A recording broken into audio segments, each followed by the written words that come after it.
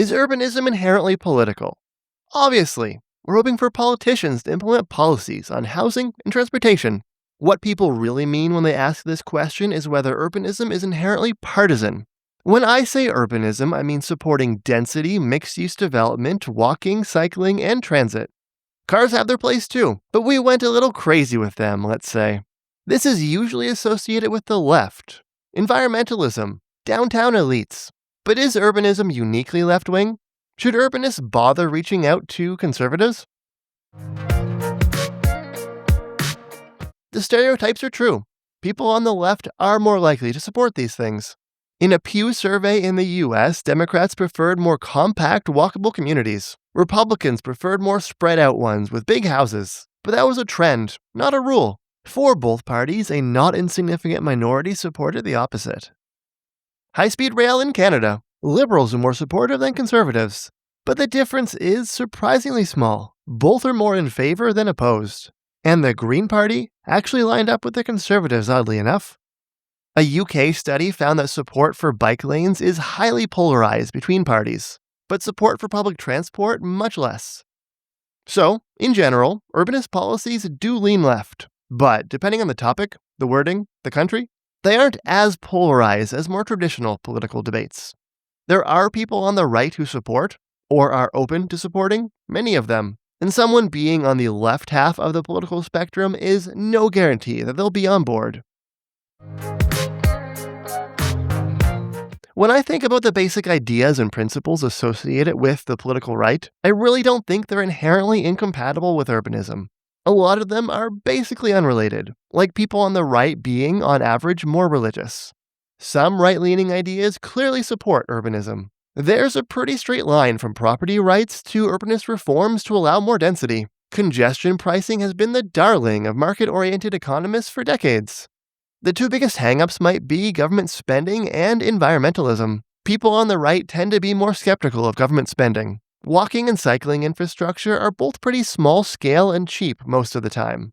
But public transit, especially rail transit, can require big projects and investments. Car infrastructure is expensive too, arguably even more expensive, all things considered, but it does transfer a big chunk of the cost to households rather than governments. And it's operationally simpler. The government doesn't have to manage rolling stock or timetables. Conservatives also tend to be less preoccupied by the environment, especially around climate change. That doesn't inherently mean opposing walking, cycling, or transit, but reducing emissions isn't an argument that will land for them like it does on the left. They need other reasons. I should mention at this point that left and right are not simple categories. They're complex coalitions and constellations of ideas and interest groups. They're different between countries and they change over time. Environmentalism was not as partisan in the past. Republican Richard Nixon created the U.S. Environmental Protection Agency. The earliest carbon taxes in Canada were implemented by center-right governments, like in British Columbia, where it was actually used to reduce the income tax. It's only more recently that carbon taxes have come to be coded so strongly as a lefty thing, even though they're a market-oriented policy.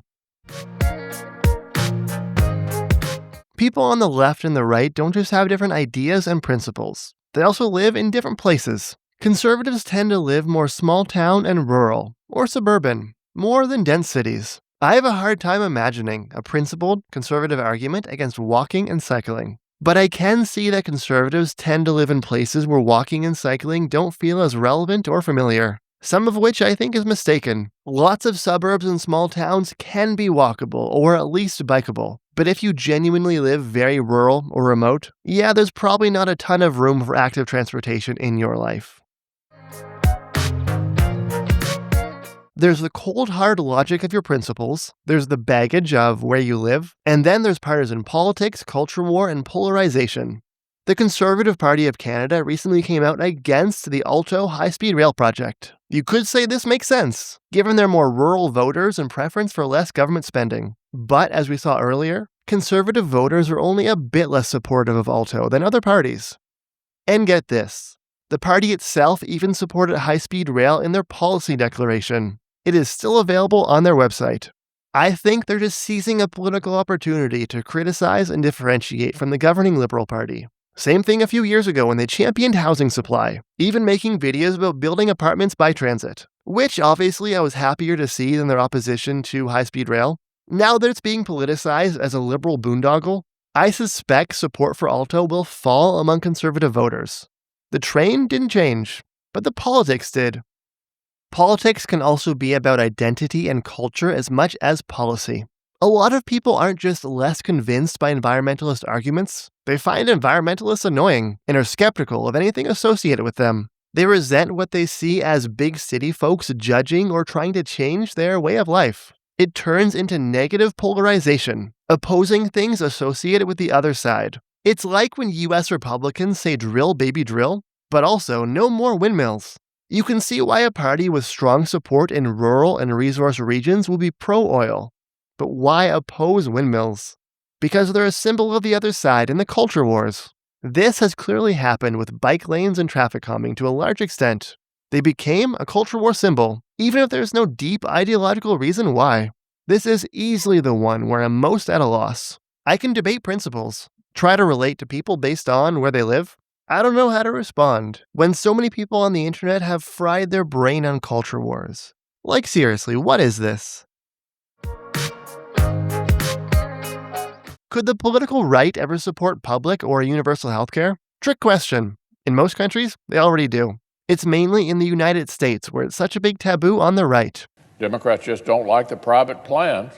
In other developed countries, the Overton window, the range of mainstream political opinion, is shifted so that support for universal healthcare is pretty well established. The right is still on the relatively less supportive side, but the fights are about fees, funding, private options, and whether to expand, more than the basic existence of universal healthcare. In the case of urbanism, it might never be the case that the right is just as supportive as the left, but you can potentially move the Overton window so that the gap is smaller and baseline support is higher. It is possible for urbanism to be less politicized. In this video, I wanted to look at the political skew of urbanism and some of the reasons for it. Urbanism is not categorically left-wing, but it does lean left. Some policies a lot and some policies a little. That comes from a combination of actual principles, left and right living in different places, and the wild card of culture wars and polarization, which play out differently in different countries at different times. How much any of this matters to you depends on where you live and who you want to convince. If you're dealing with suburbs or small towns, or you want to enact province-wide or statewide reforms, you're probably going to have to learn to talk to the right-leaning half of the population. Urbanists should not be afraid or ashamed of environmentalism, but it's a mistake to rely just on environmentalism, and especially climate change. Be able to use arguments that also appeal on the right, like childhood independence for bike infrastructure and traffic safety. Surveys show that conservatives are less open to policies framed as changing people's behavior, like reducing driving or shifting people to walking, cycling, and transit. But they're much more open to policies framed as building more compact mixed-use neighborhoods, where people don't need a car for everyday tasks. Be willing to criticize people and politicians on the left when they get things wrong. I made a video about left-wing NIMBYism, although a video on right-wing NIMBYism is coming too at some point. Be able to point to right-leaning politicians in other countries that support urbanist policies. As conservative mayor of London, Boris Johnson genuinely accelerated the city's cycling push. And putting in big cycle superhighways as well. Cycling is a wonderful way to get around. You feel better, you arrive at the office in a good mood. One of the most urbanist cities in the world, Tokyo, has spent decades under right-leaning leadership, both locally and nationally. Stockholm's congestion pricing was made permanent by a center-right national government, albeit with some of the money going to car infrastructure. The goal isn't to argue that these policies are exactly as popular on the right, but to show that, yeah, conservatives can support these things. It's not weird, contradictory, or uncommon.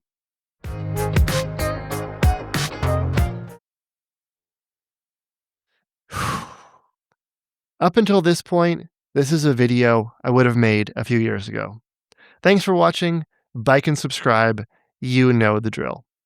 Since then, US conservatism has gone to a dark place that really, really scares me. Refusing to accept election results. It was a rigged election. Everybody now knows that. They found out. Threatening political opponents with death. A whole civilization will die tonight. Threatening to annex my country and our neighbor. I'm gonna be honest. I'm usually a pretty big tent person. Happy to agree to disagree on a lot. None of that is within the bounds of normal politics. It's fucking insane. I want to talk about urbanism as something that is not inherently partisan. I genuinely believe that. But I don't know how to talk about appealing to US Republicans on bike lanes or housing policy when the dominant direction of their party is denying elections and threatening my country. So did Donald Trump lose the election not by the words that I would use? The 51st state, a message amplified this morning by the American ambassador to Canada. I guess this is my conclusion. Urbanism is still a big tent to me, but that tent has walls. I can make common cause with people who have different views on taxes, religion, and the role of government. That's politics. But threatening the basic democratic order of your country, or the sovereignty of mine, that's different. Broad coalitions only work if there's a shared commitment to the basic rules and norms of democratic politics. In building a big tent, we need to be thoughtful and forceful in distinguishing between what is within the bounds of normal political disagreement and what is not. Thanks for watching through to the end of the video. For real this time. Don't forget to bike and subscribe.